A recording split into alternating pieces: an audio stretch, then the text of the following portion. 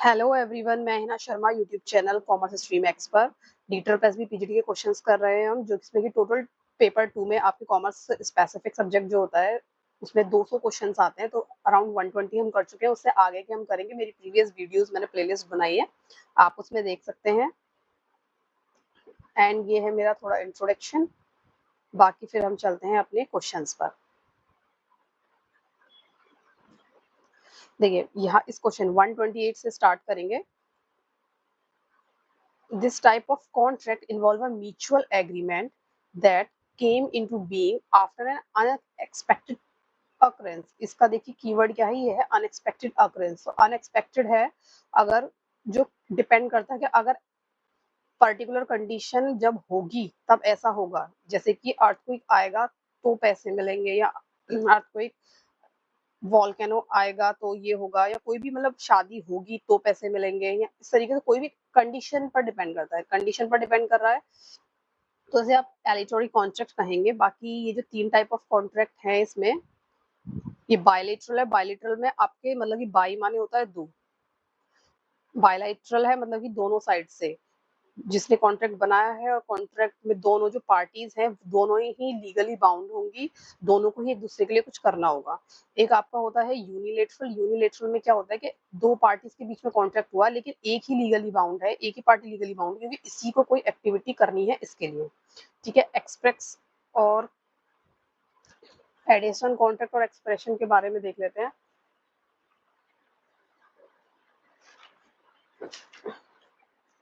देखिए एक्स आपका एडिशन ये वाला बी पॉइंट में जो दे रखा है ये कॉन्ट्रैक्ट, इसमें होता है आपका प्री ड्राफ्टेड एग्रीमेंट। ये आपका होता है प्री ड्राफ्टेड एग्रीमेंट होता है, नॉन नेगोशिएबल है ये, non negotiable terms and conditions हैं इसकी। ठीक है, और एक्सप्रेस कॉन्ट्रैक्ट में क्या है, एक्सप्रेस कॉन्ट्रैक्ट है लीगली बाइंडिंग एग्रीमेंट। यहाँ पर लीगली बाइंडिंग एग्रीमेंट है ये, मतलब कि क्लियरली इसमें स्टेटेड होता है कि जो भी मतलब कार्य होना है ना वो क्लियरली स्टेटेड है, चाहे वो ओरली हो, किसी का ओरली कॉन्ट्रैक्ट हो या फिर रिटन कॉन्ट्रैक्ट हो। ठीक है, अब चलते हैं नेक्स्ट क्वेश्चन पर। 129 on which the deposit interest is not paid. देखिए क्या है, इंटरेस्ट है और नॉट पेड है, इंटरेस्ट नहीं मिलता। तो अगर आपने इन सब के बारे में current account, recurring account, fixed account, saving account, तो फिक्स्ड अकाउंट हम क्यों करते हैं, फिक्स्ड अकाउंट करते हैं हम लॉन्ग टर्म के लिए, मतलब लॉन्ग टर्म तो वैसे 1 साल से ज्यादा के लिए होता है, लेकिन फिक्स्ड डिपॉजिट आपका 1 साल से कम का भी होता है। तो एक टाइम पीरियड के लिए, लॉन्ग टर्म नहीं कहेंगे, तो एक टाइम पीरियड के लिए आप अपने अमाउंट को डिपॉजिट कर देते हैं और उसको आप विड्रॉ नहीं करेंगे अकॉर्डिंग टू कंडीशन। तो कर भी सकते हैं लेकिन अकॉर्डिंग टू कंडीशन विड्रॉ नहीं करेंगे, और आपको फिर पर्टिकुलर कुछ परसेंट ऑफ इंटरेस्ट इस पर मिलेगा। रिकरिंग डिपॉजिट में क्या है, रिकरिंग डिपॉजिट होता है बार बार, रिकरिंग का मतलब है बार बार। आप मंथली इंस्टॉलमेंट्स या ईयरली या सेमी एनुअली आप इंस्टॉलमेंट्स अपनी, या फिर कह सकते हैं ईएमआई फिक्स कर लेते हैं कि आप 1000 रुपीज पर मंथ या 5000 रुपीज पर मंथ, जो भी आपकी कैपेसिटी है वो आप पर मंथ करेंगे, और आप और टोटल टेन्योर डिसाइड कर लेते हैं कि 1 ईयर तक करेंगे या 5 इयर्स तक करेंगे। तो ये डिपॉजिट करते रहते हैं करते रहते हैं। ठीक है, और इस पे भी आपको इंटरेस्ट मिलता है। ठीक है, बाकी बचा आपका saving bank account. Saving bank account में क्या है, कोई भी इसको अकाउंट को खुलवा सकता है, नॉर्मल पीपल, और इसमें ये अपने थोड़े बहुत पैसे जमा करते हैं, कभी विड्रॉ भी कर सकते हैं, और इस पे भी आपको थोड़ा बहुत इंटरेस्ट मिलता है। बचा आपका current account deposit. Current account deposit होता है बिजनेस के लिए, जिसमें उन्हें बहुत सारी ट्रांजेक्शन डेली करनी होती है, डेली ट्रांजेक्शन होती है, अनलिमिटेड अनलिमिटेड होती है इसमें। ठीक है, सेविंग में आपका लिमिटेड ट्रांजेक्शन्स आप कर सकते हैं, अनलिमिटेड होती हैं, और इस पर आपको इंटरेस्ट नहीं मिलता। ठीक है, तो आपका आंसर क्या है, यही हो जाएगा ए, करंट अकाउंट, इंटरेस्ट नहीं मिलता। अभी देखिए सबसे ज्यादा इंटरेस्ट किस पे मिलेगा, सबसे ज्यादा इंटरेस्ट आपको मिलता है एफडी पर, उससे कम मिलता है रिकरिंग डिपॉजिट पर, और उससे भी कम मिलता है सेविंग अकाउंट पर। ठीक है ना, ये आपका सीक्वेंस है, करंट पर मिलता ही नहीं है।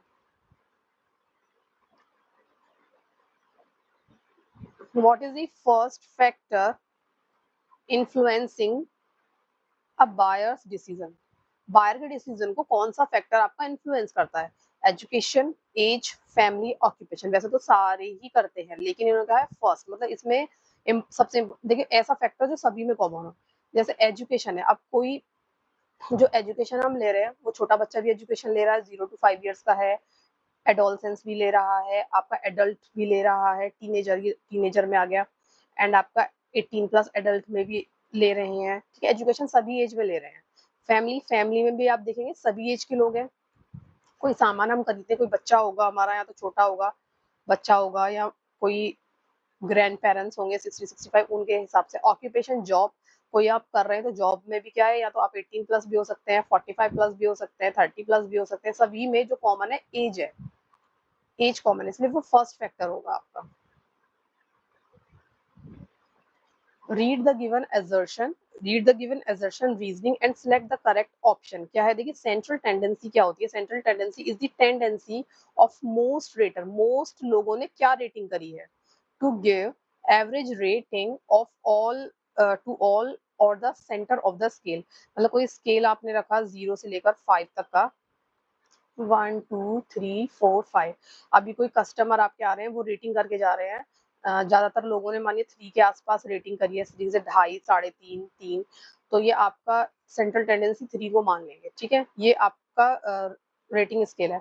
अब इसमें क्या है, अब वेरी हाई रेटिंग और वेरी लो रेटिंग, अगर लो होगी या बहुत हाई होगी तो ये आपके लिए क्वेश्चंस, क्रिटिसिज्म और एक्सप्लेनेशन का रीजन बन सकता है। तो ये दोनों ही करेक्ट हैं, both A and R true, and reason is the correct explanation of A।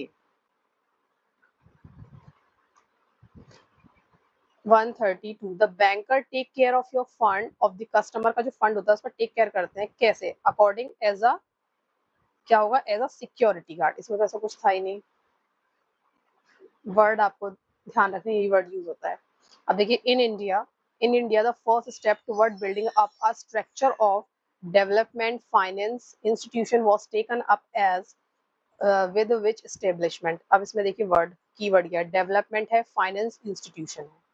तो फाइनेंस इंस्टीट्यूशन है, डेवलपमेंट, ये आएगा आपका इंडस्ट्रियल फाइनेंशियल फाइनेंस कॉर्पोरेशन। ठीक है, कॉर्पोरेशन ऑफ इंडिया में।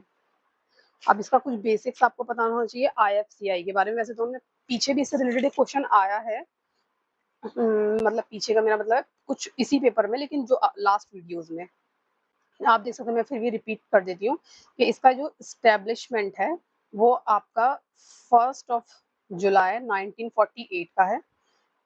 स्टैट्यूटरी कॉर्पोरेशन है था ये, एंड फिर इसका हेडक्वार्टर है आपका न्यू दिल्ली में, एंड 1993 में इसको क्या कर दिया था, पब्लिक लिमिटेड कंपनी बना दिया था। ठीक है, इसके करंट सीईओ आपके हैं इमानजी शंकरा राव, एंड आपके एमडी हैं राहुल भावे। इससे रिलेटेड ये बेसिक इंफॉर्मेशन आपको पता होनी चाहिए। Next question, insurance work on principle of. Insurance के बहुत सारे प्रिंसिपल्स होते हैं, आपको एनसीईआरटी में भी मिल जाएगा, शायद 11th की एनसीईआरटी में ही मिल जाएगा, सर्विसेज वाले चैप्टर में, जहाँ सर्विसेज को डिफाइन किया हुआ है, तो वहाँ इंश्योरेंस भी एक सर्विस है, तो उसमें मिल जाएगा। तो ये कौन से, इसमें भी क्या होता है, ये लॉ ऑफ कॉन्ट्रैक्ट पे ही होता है। ये इंश्योरर, आपका इंश्योरर एंड इंश्योरी, जो इंश्योरेंस दे रहा है और इंश्योरेंस करा रहा है, इन दोनों के बीच में कॉन्ट्रैक्ट होता है। वैसे इसके और भी प्रिंसिपल होते हैं, आपका होता है सब्रोगेशन, इंडेमनिटी, और आपका होता है गुड फेथ। गुड फेथ करके मतलब एक दूसरे पे फेथ होना चाहिए, आपने सब कुछ सही बताया हो एक दूसरे को। एंड कुछ और भी होते हैं, एनसीईआरटी की 11th में ही आपको मिल जाएंगे। याद करती हूँ,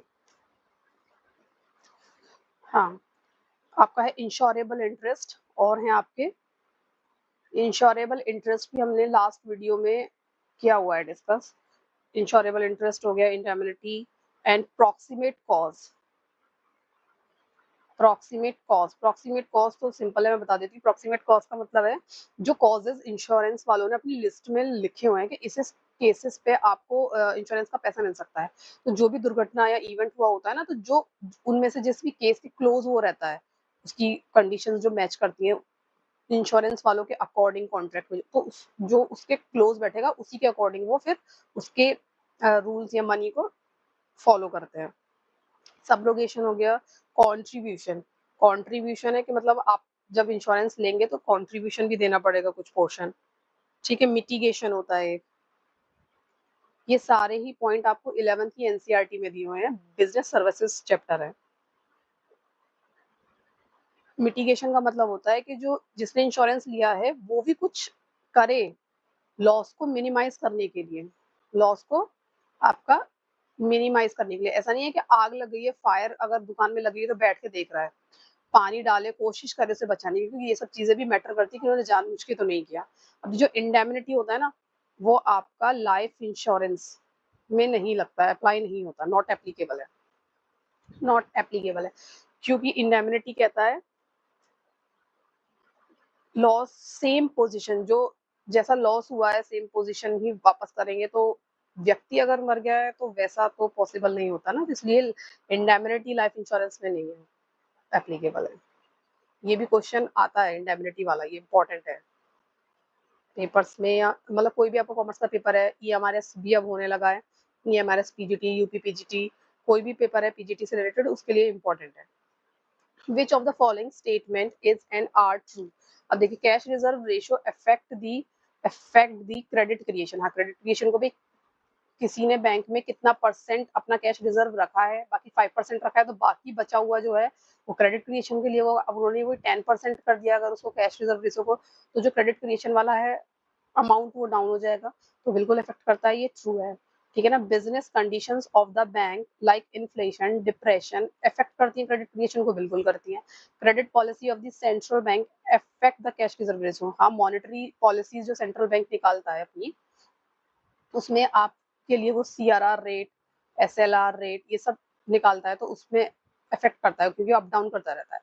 all the bank have the same nature and extend of program of credit sanction. अच्छा, क्रेडिट सैंक्शन की लिमिट सब बैंक्स की एक जैसी होगी या डिसबर्समेंट की नहीं होगी? यही आपका आंसर है, ओनली डी इसमें, क्योंकि यही पूछा है। फॉल्स क्यों नहीं होगी? आप देखिए, सबका जो अमाउंट होता है, जो कैपिटल होती है इनिशियल वाली, शेयर कैपिटल गए या जो भी कहें, कैपिटल होती है वो सबकी सेम होती है क्या? एक मिनिमम अमाउंट तो होता है बैंक्स का कि मिनिमम आपको इतने से शुरू करना, लेकिन बाकी सब क्या उतने से ही करेंगे? बढ़ा, मानिए 100 है, अगर 100 है तो कोई 200 करेगा, कोई 300 करेगा, कोई 250 करेगा, तो उसी हिसाब से उनकी क्रेडिट सैंक्शन की अमाउंट अलग अलग होगी।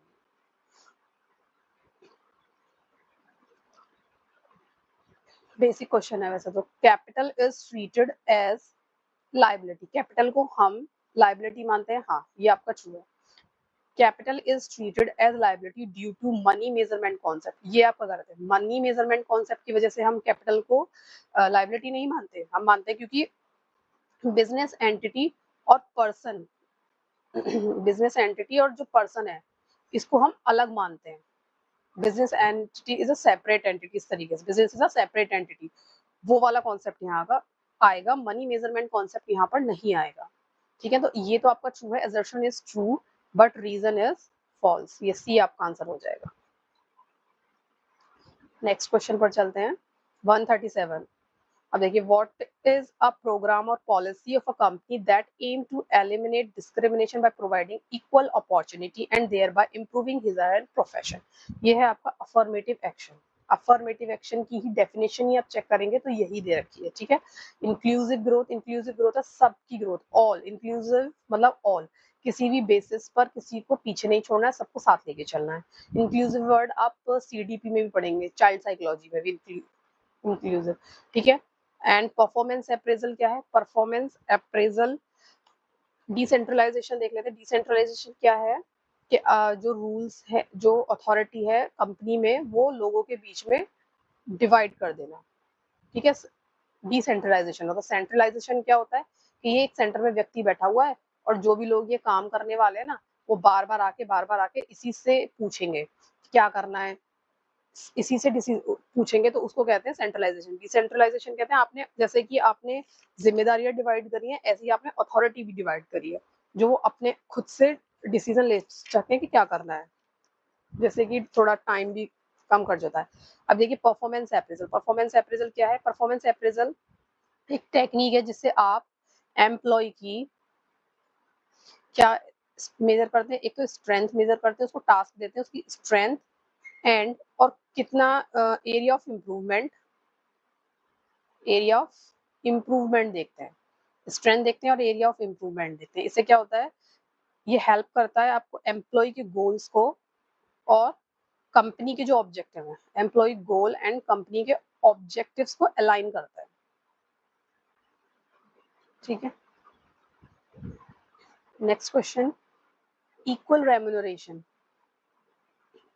इक्वल रेम्यूनरेशन एक्ट, सीधा इसकी डेट है 1976, पर इसके में थोड़ा डिफाइन भी करा हुआ है। which prohibit discrimination in matter regarding to remuneration on basis of religion, reason और gender, इन तीनों के बेसिस पे। ऐसा भी हो सकता है ना, इस अगली बारी इक्वल रेम्यूनरेशन एक्ट 1976 क्या कहता है, उस पर लाइंस दे दे, उसमें से आपको ये ध्यान देना है कि रिलीजन, रीजन और जेंडर, इन तीनों के बेसिस पे डिस्क्रिमिनेशन नहीं होगा। ठीक है, नेक्स्ट एबीसी। देखिए एबीसी का प्रॉफिट शेयरिंग रेशियो है 3:1।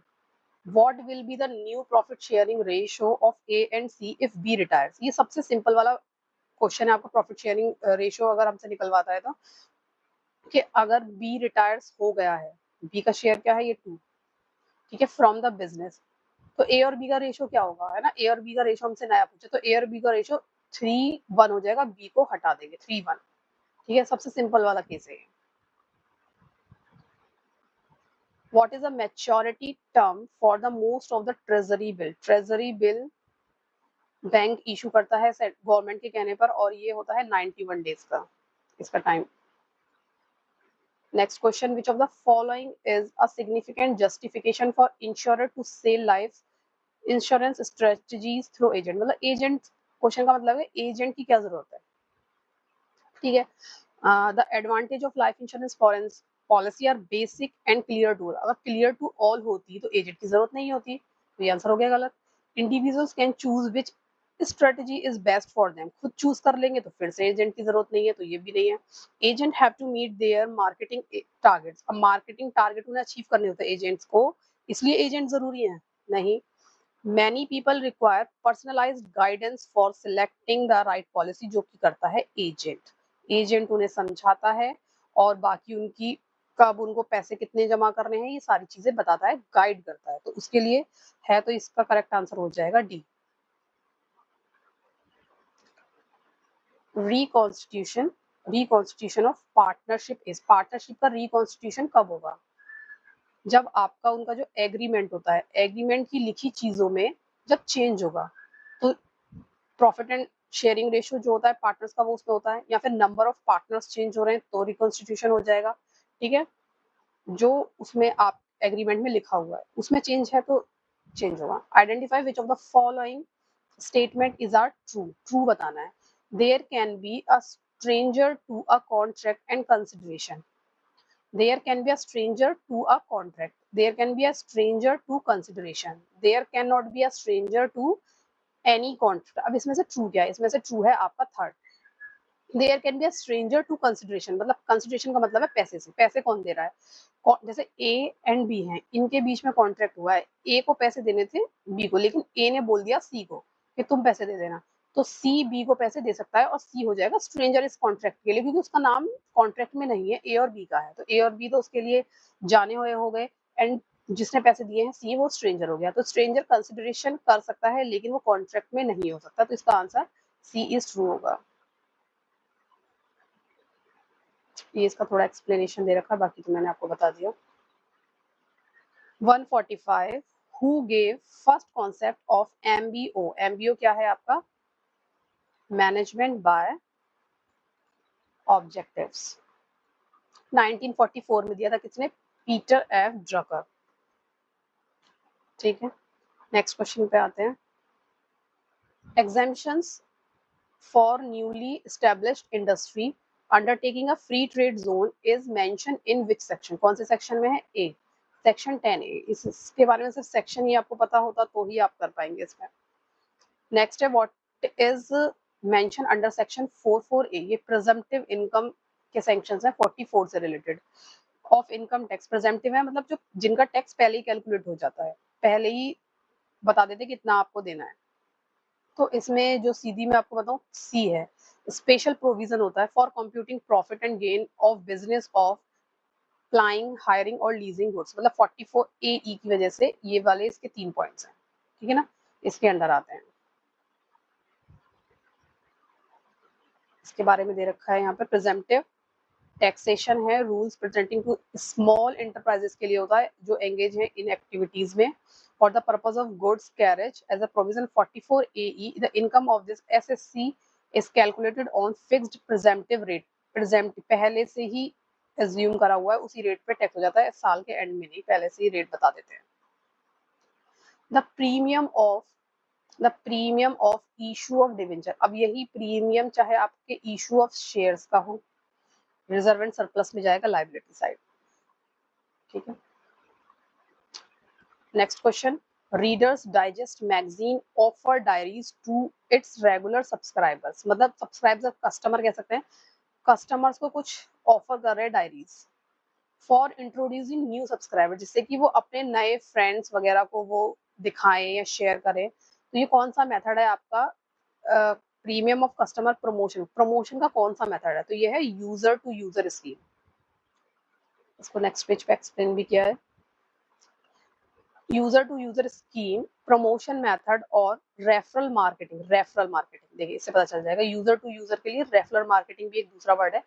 Involve users recommending a product और सर्विसेज टू देयर नेटवर्क, मतलब उनके फ्रेंड्स फैमिली में वो इंट्रोड्यूस करते हैं, दिखाते हैं कि ये सब चीजें हैं।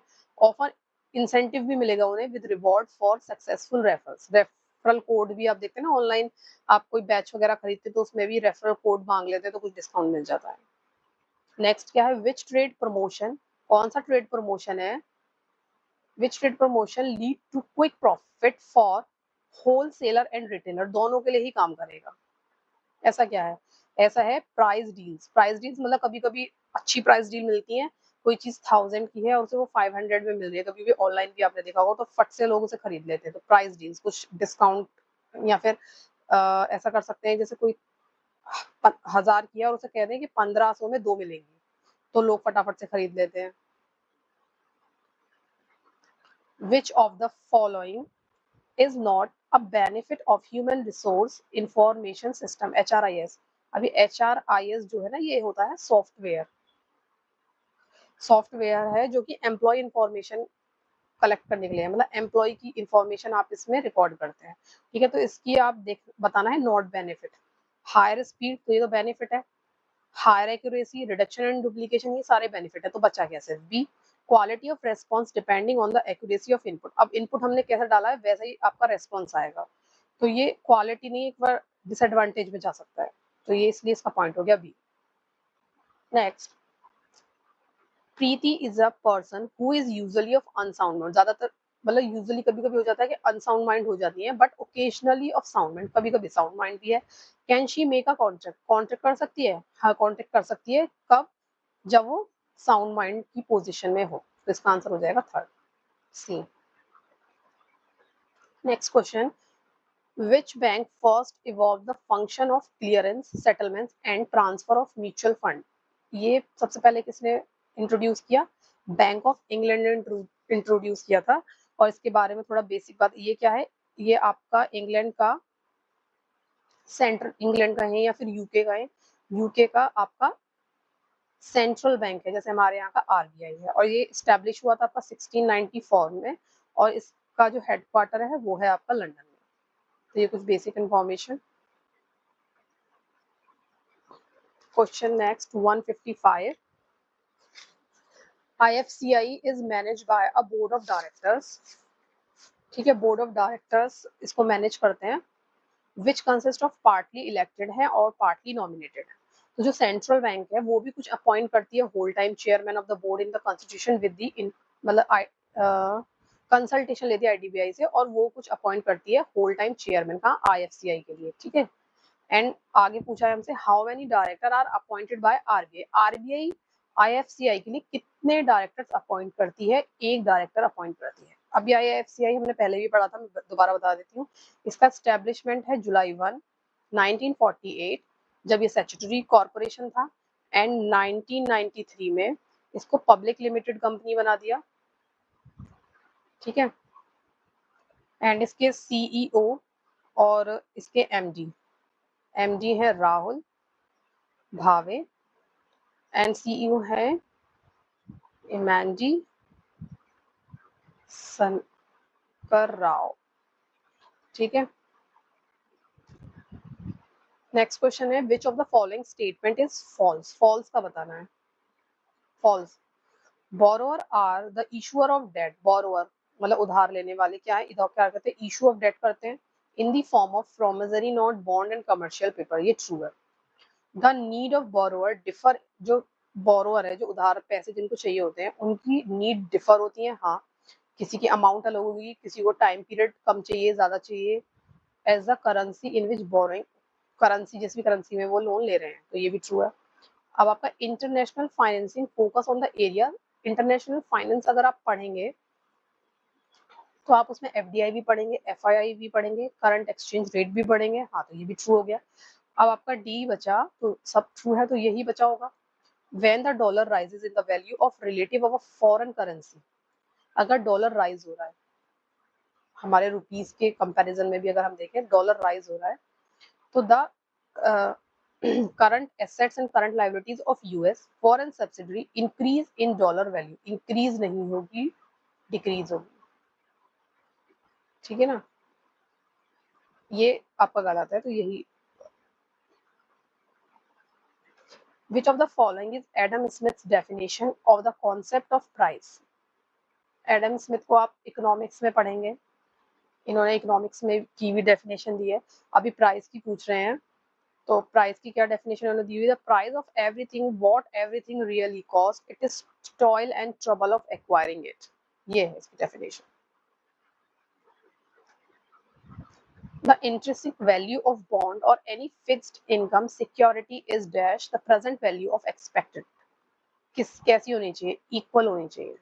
वैल्यू प्रेजेंट जो हमने एक्सपेक्ट करी है कि हमें मिलेगी फ्यूचर में, वो आज की वैल्यू के हिसाब से इंट्रिंसिक वैल्यू के बराबर होनी चाहिए। assertion एंड रीजनिंग का question, bank rate is also called credit rate, नहीं, डिस्काउंट रेट कह सकते हैं। और बैंक रेट आपका लॉन्ग टर्म के लिए होता है। अभी जो चल रहा है वो 6.50% चल रहा है। And bank need funds to expand credit facilities to their client specially during busy. अब बिजी है मतलब शादियां हैं या ऐसा कोई भी सीजन हो सकता है पर्टिकुलर, जैसे किसानों के लिए कहें तो कोई खेती उठाने का टाइम हो, बीज बोने का टाइम हो, तो वो बिजी सीजन हो सकता है, तो बैंक को फंड की जरूरत पड़ेगी बिजी में, तो ये तो ट्रू है, ये फॉल्स है एंड ये आपका ट्रू है। तो assertion is false and reason is true.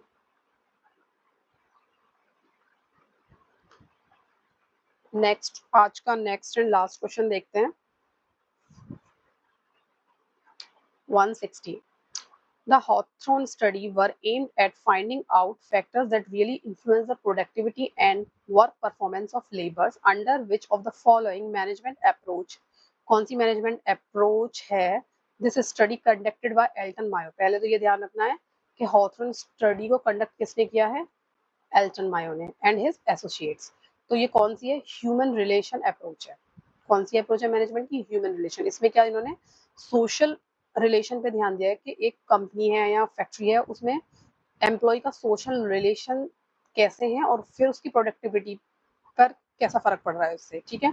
इसमें वो कहते हैं कि इंडिविजुअल का ना बिहेवियर मॉडिफाई हो सकता है अगर उस पर ऑब्जर्व और आप उसको अटेंशन दे रहे हैं, तो और अटेंशन नहीं दे रहे हैं तो फिर प्रोडक्टिविटी लो रहेगी, अटेंशन दे रहे हैं तो हाई रहेगी। ऐसा उन्होंने देखा, उसका रिलेशन उन्होंने क्रिएट करने की कोशिश करी थी, ठीक है। आज का इस वीडियो का ये लास्ट क्वेश्चन है 160। नेक्स्ट वीडियो में 40 क्वेश्चंस बचे हैं, तो मैं कोशिश करूंगी एक ही वीडियो में 40 क्वेश्चंस कर ले हम। 200 क्वेश्चंस होते हैं DETR प्लस बी में, नेगेटिव मार्किंग होती है। आप आपका केवीएस में नेगेटिव मार्किंग नहीं होती, एनवीएस में नेगेटिव मार्किंग है। देखिए मैं बताती हूँ, यहाँ जो आपके यूपी से हैं अगर आप, तो मैं जैसे यूपी से, तो मुझे जो पता है, एक आपका DSSB एग्जाम है दिल्ली का, इसमें आपके 100 पेपर 1 के एंड 200 पेपर 2 के क्वेश्चन आते हैं, टोटल 300 क्वेश्चन आते हैं और इंसान पक जाता है इन 300 क्वेश्चन को करते और पढ़ते हुए। ठीक है, इसमें नेगेटिव मार्किंग होती है आपकी। एक आपका केवीएस जो जल्दी आने वाला है, इसमें नेगेटिव मार्किंग नहीं होती, एंड इसमें 180 होता है, 180 के टोटल क्वेश्चंस होते हैं। 100 से अबव आपके 100 से अबव आपके पेपर 2 के होते हैं, बाकी पेपर 1 के होते हैं, जनरल पेपर होता है। एक आपका है एनवीएस, इसमें भी आपकी नेगेटिव मार्किंग होती है। ठीक है, एक है आपका यूपी पीजीटी और टीजीटी, जाने कब हुआ था, कब के फॉर्म भरे गए हैं उसके बाद भी, और जब से 2-3 साल से पेपर नहीं हुआ है। यूपी पीजीटी का ये हाल है, अभी सुनने में आ रहा है कि जून में हो सकता है, तो देखते हैं। और इसमें आपके 125 के करीब क्वेश्चन होते हैं, इसमें पेपर 1 नहीं होता, पेपर 2 भी होता है।